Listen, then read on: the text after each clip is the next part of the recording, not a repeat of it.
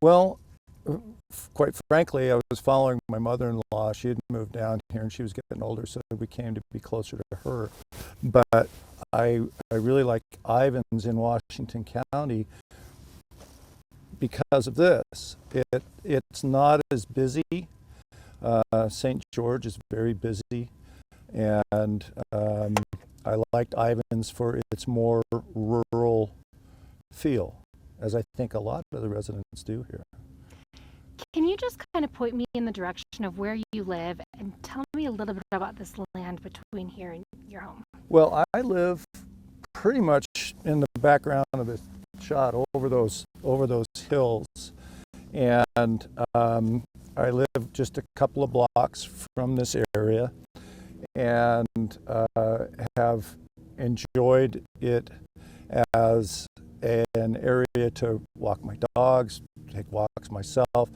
What has unfortunately happened in Ivins is it's gotten much busier, and Center Street has kind of cut us off from walking up into Snow Canyon safely. My wife's almost been hit twice trying to cross Center Street. So we're not as comfortable. Steve used to ride horses across Center Street, but he can't do that anymore because of the busy traffic. So that's, this is, again, like I said, if you were planning New York, how would you feel if they bulldozed Central Park and made it short-term rentals? Tell me about how you first were notified of the potential of this land being turned into short-term rentals. Well, I became aware of it quickly after I moved here. I saw that the land use had been changed to a commercial component, but there's been a great deal of resistance from the residents of Ivins. And when I'll call him the new developer who apparently bought into the project, applied for a zoning amendment in September of 2022, there was a big organization by the residents to oppose that because it then meant short-term rentals because of the commercial aspect.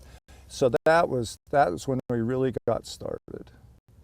So what would be the impact of putting several hundred units of short-term rentals right here? Well, it's a significant detrimental impact to the health, safety, and quality of life of everyone around here, particularly because there's not anything anchoring the transient occupants to the project. There's not amenities like you see at Black Desert. Black Desert has restaurants and pools and golf courses. These guys want to put up a couple pickleball courts and a swing set. That's not going to keep people here. They're going to drive in, and then they're going to drive out every day. They're going to drive up to Snow Canyon. They're going to drive over to Science. They're going to be driving into St. George for restaurants. So it's a significant negative impact on the traffic of Ivins. Yeah, absolutely.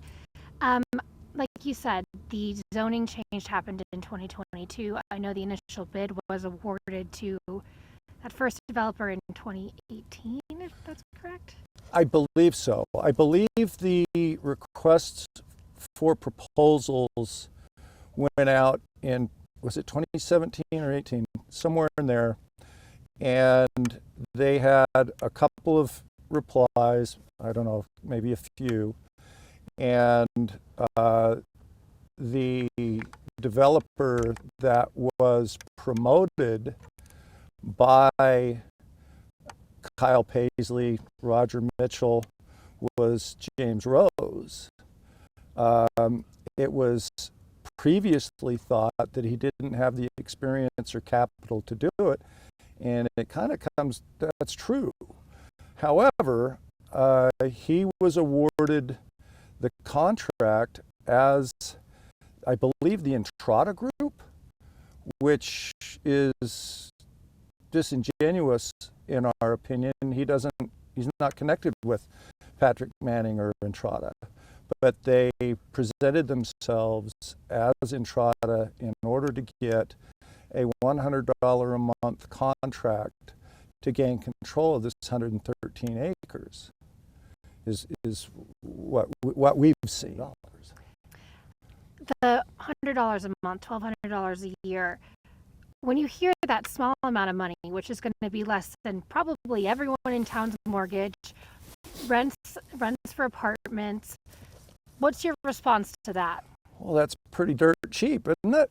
You know, I don't know what to compare it to. I'm not in the business. This has been an interesting education for me as I've gotten involved, primarily because the city council at the time didn't listen to the residents. It was very opposed by the city, and yet they voted it through anyway. I started an organization, the Defenders of Greater Ivins, to give the residents a vehicle to be heard, and that frankly became more than I ever thought it would be. We raised many tens of thousands of dollars in just a couple of weeks. It gave us the opportunity to hire an attorney, and we filed an appeal to that zoning amendment. That was going to be my follow-up question. Is, like we said, this has been awarded for several years. The zoning change was approved a few years ago, but there's really not much work done. What have you guys? Why is that? I think that's because of our action. Our appeal went to 5th District Court here in St. George, and we lost that decision, but we weren't really surprised by that. But the Judge Barnes of 5th District Court, told EWD, the developer who has the development rights to this property, you cannot use expense as leverage with the court if this goes forward, which it has now.